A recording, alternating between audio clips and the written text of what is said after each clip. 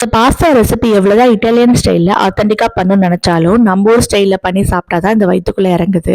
இன்னைக்கு என்னோட style pasta எப்படி பண்றதுன்னு பார்க்கலாம். அதுக்கு ஒரு கடாயில தண்ணி ஊத்தி கொஞ்சம் உப்பு எண்ணெய் ஊற்றி நல்லா கொதிக்க வச்சுக்கோங்க. சைடில் ஒரு கடாயில் எண்ணெய் ஊற்றி முந்திரி பருப்பு இல்லை பாதாம், இஞ்சி பூண்டு, அதுக்கப்புறம் ஆனியன், டொமேட்டோ இதெல்லாம் நல்லா வதக்கிட்டு தேவையான உப்பு போட்டு நல்லா வதக்கி எடுத்துக்கோங்க. ஒரு மிக்சி ஜாரில் ஆறுனதுக்கு அப்புறம் அரைச்சி விழுதா எடுத்துக்கோங்க. அதுக்கப்புறம் இந்த சைடில் சங்கு பாஸ்தா அன்னைக்கு நான் எடுத்திருக்கேன். அதை நல்லா கொதிக்க வச்சு ஒரு அரை வேக்காடில் எடுத்துக்கலாம். ஒரு கடாயில் எண்ணெய் ஊற்றி பட்டர் ஆட் பண்ணி இஞ்சி பூண்டு, ஆனியன், சிக்கன் ஸ்டாக், தேவையான அளவு மிளகாத்தூள், இது மோரோவர் நம்ம ஊர் சட்னி தான். இந்த பேஸ்ட்டை நல்லா கடாயில் ஊற்றி கொதி வந்ததுக்கு அப்புறம் இந்த பாஸ்தா போட்டு எடுத்துட்டோம்னா நம்ம டேஸ்டியான பாஸ்தா ரெடி ஆயிடுச்சு. ஓகே இட்டாலியன் ஸ்டைல்னு சொன்னோம் இல்லையா, கொஞ்சம் லைட்டா சீசனிங்காக இட்டாலியன் கிரேட்டட் சீஸ் நம்ம ஆட் பண்ணிக்கலாம். இது ட்ரை சீஸ் தான். ஓகே ஃப்ரெண்ட்ஸ், இந்த வீடியோ பிடிச்சிருந்துச்சுன்னா ப்ளீஸ் லைக் அண்ட் சப்ஸ்கிரைப். இன்னும் இந்த மாதிரி நிறைய வீடியோஸ்க்கு என் சேனலை ஃபாலோ பண்ணிக்கோங்க. பாய்.